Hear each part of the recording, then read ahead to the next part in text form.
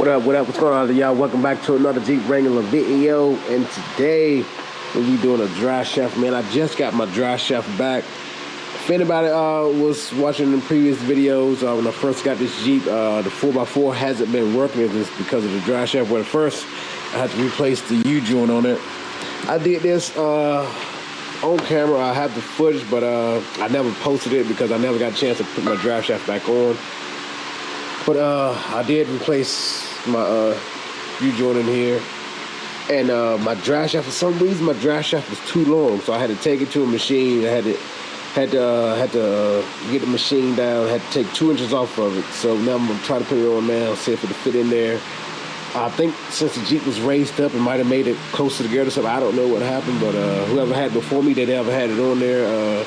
I thought it was just because they needed to replace the U-joint, but it looked like it was a tad bit too long. So test it out, see how it works out there, man. I'm trying to put this thing back on, see if we can get our 4x4 running. Let's go. All right, y'all, we underneath the Jeep right now. All we gotta do is hook up. First, I'm gonna hook up my Driveshaft to my transfer case back here, my rear transfer case right here. Just these 4 bolts. Go to these 4 holes right here. They run through the back.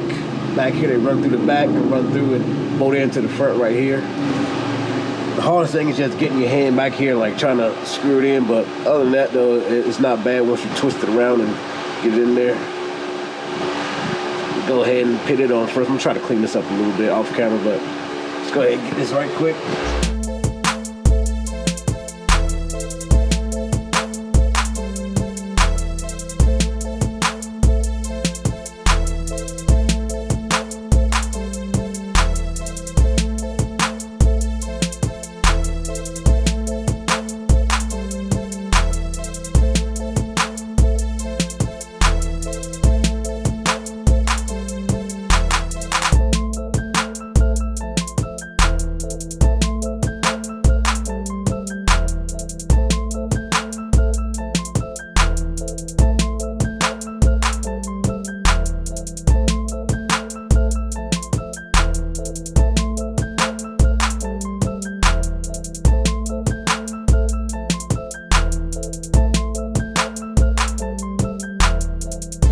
Alright, y'all, got the back bolted up. Now we're about to bolt up the front, about to attach this thing to the front.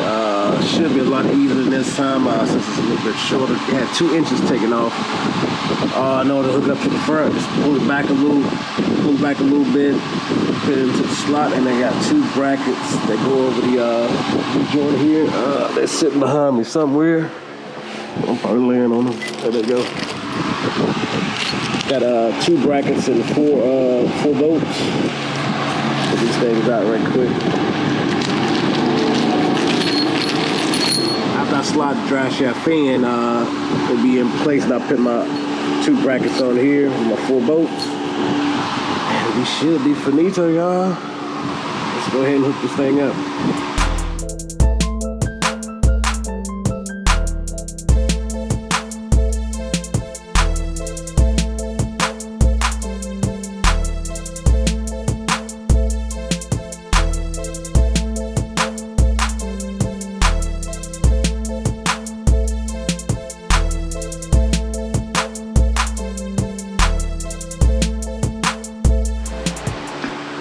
Alright, y'all, we got it all wrapped up, man. See the Driveshaft's in there. Got the new U-joint in that joint. We all hooked it. I don't know how good y'all can see back there. In there. Know what that means, y'all. 4x4 is ready. So with all that being said, man, got a lot of stuff done to the Jeep. I think she is ready for the off-road. We're ready for the mud now. It's about that time. It's been a process. I told y'all that was the goal we was getting to. Journey to the mud. Well, at least off-road. Get this thing off the road for a minute. If we can't find no mud. It's been kind of dry out here lately. I don't know if we got any mud around here. But yeah, it's gonna be the next goal, man. We can try to hit some trails with this thing, y'all. I think we're ready. I'm about to go test this 4x4 out here in a little bit. Yeah, man, thanks for tuning in, man. This just a quick recap, man. I just putting this Driveshaft on right here. It took me while I was recording and everything, starting and stopping, it only took 30 minutes. If I wasn't recording, easy 15-minute job. But yeah, catch y'all on the next one, man. Stay tuned for the next video. Probably gonna be out here off road somewhere. Let's go.